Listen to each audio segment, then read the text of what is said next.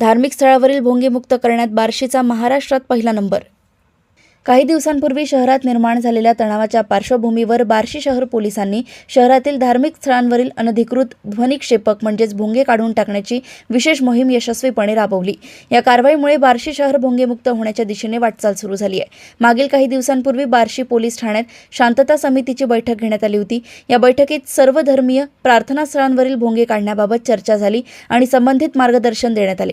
तसेच 22 फेब्रुवारी 2026 रोजी शहरात निर्माण झालेल्या तणावाच्या पार्श्वभूमीवर पोलीस अधीक्षक अतुल कुलकर्णी यांनी शांतता समितीची पुन्हा बैठक घेऊन धार्मिक स्थळांवरील भोंगे हटवण्याचे स्पष्ट निर्देश दिले होते. या आदेशाची अंमलबजावणी करताना आज 28 फेब्रुवारी 2026 रोजी बार्शी शहर पोलीस ठाण्याचे पोलीस निरीक्षक बालाजी कुकडे यांच्या नेतृत्वाखाली विशेष मोहीम राबवण्यात आली. या मोहिमेत 8 मशिदींवरील 18 भोंगे काढण्यात आले. तसेच 7 मंदिरांवरील 8 भोंगेही हटवण्यात आले. एकूण 26 अनधिकृत भोंगे काढून टाकण्यात आल्याने शहर भोंगेमुक्त होण्याच्या दिशेने पहिले पाऊल पडले आहे. बार्शी येथून सहसंपादक रणजित मस्के यांची रिपोर्ट. नमस्कार, मी पोलीस निरीक्षक बालाजी कुकडे, बार्शी शहर पोलीस ठाणे.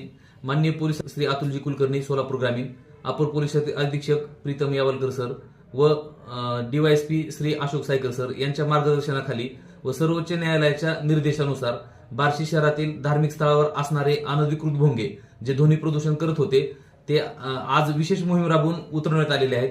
जवळपास 13 मस्जिद, 1 मदरसा आणि 5 मंदिर याच्यावरील 22 भोंगे आपण काढलेले आहेत. आणखीन इतर कोणत्या भागात राहिले असतील तर ते पण उद्या विशेष मोहीम राबवून आम्ही भोंगे काढणार आहोत.